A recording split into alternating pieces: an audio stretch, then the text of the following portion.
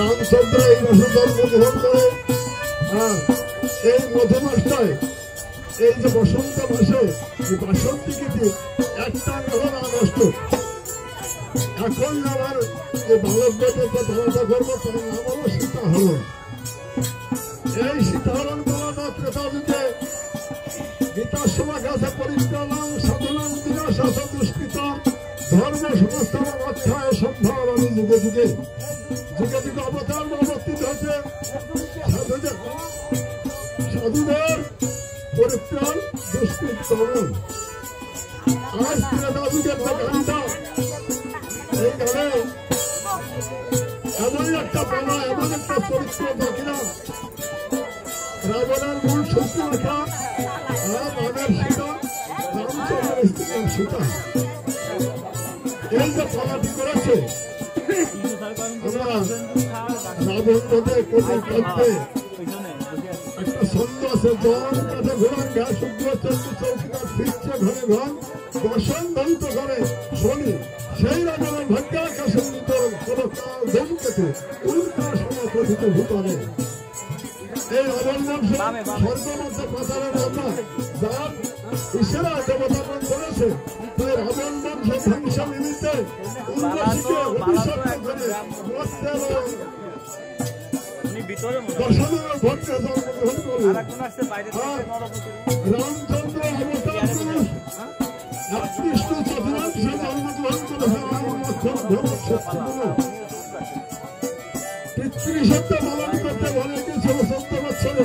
এটাও দেবতাদের চক্রটা আর 14 বছর 12 বছর 2 মাস তখন শেষ হয়ে যায় 10 মাস সম্মুখে। এই সময় দেবতা বলতে কোনো আমাদের পরিত্রাণ হয় না, মুনিগণ আমাদের পরিত্রাণ হয় না। তখন রাবণের ভক্তি সূত্র রেখা দিয়ে ছল করে তাকে কান্তি বহন যখন লড়াইতে হলো লক্ষণকে ধ্যান ভঙ্গ করে তাকে লাগালি লক্ষণ ক্রোধে পরিপূর্ণ হয়ে তখন তার নাসিকার কর্ণ ছেদন করে দিল। সেই নাসিকার কর্ণ দিয়ে রাবণের দ্বারা দিয়েছে। তখন বিভিন্ন রকম মিথ্যা প্রবঞ্চনার পরে রামচন্দ্র এসে মায়াবীরকে পাঠিয়ে দিয়ে রাবণ সীতার ঘর থেকে লক্ষণ রামকে সরাই দিয়ে সীতাকে হরণ করলে রাবণ, তাই পালার নাম হলো সীতাহরণ।